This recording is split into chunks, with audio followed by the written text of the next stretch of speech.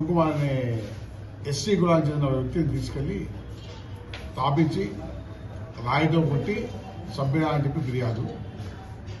దీనికి కారణం ఏమంటే సమీర్ సన్ ఆఫ్ మౌలా ఇతను శివకుమార్ భార్యతో కొద్ది కాలంగా అక్రమ సంబంధం పెట్టుకొని ఆమెతో 15 days బ్యాక్ ఎలోపోయినా అని చెప్పేసి దానికి సంబంధించి వేలూరు పిఎస్ పరిధిలో ఒక కంప్లైంట్ కూడా ఫైల్ అయ్యిందని చెప్పేసి ఒక చిన్న ఫిర్యాదు ఉంది.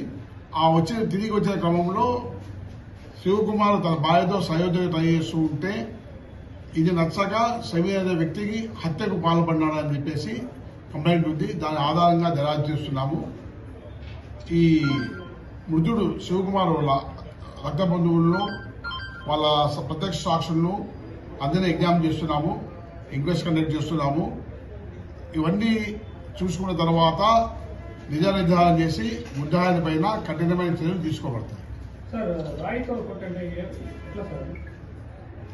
ఇద్దరు చరణ్ డాబా ఏదైతే ఓపెన్ ప్లేస్ లో పోయినారు. తాగిన తర్వాత ఒక పెద్ద బండరాయి ఉంది. ఆ బండరాయితో శివకుమార్ని కొనడం వల్ల చనిపోయాయని చెప్పి ఆ యొక్క నేర స్థలాన్ని పరిశీలిస్తుంటే మనకు అర్థమవుతున్న విషయం. ముద్దాయి ఆవిష్కారంలో ఉన్నాడు. ఎక్కడున్నా పట్టుకొని వస్తాం. వాళ్ళ కోసం అతని కోసం స్పెషల్ టీమ్స్ ఆల్రెడీ మూవ్మెంట్ లో పోయింది. అతను తీసుకుని వచ్చేస్తాం.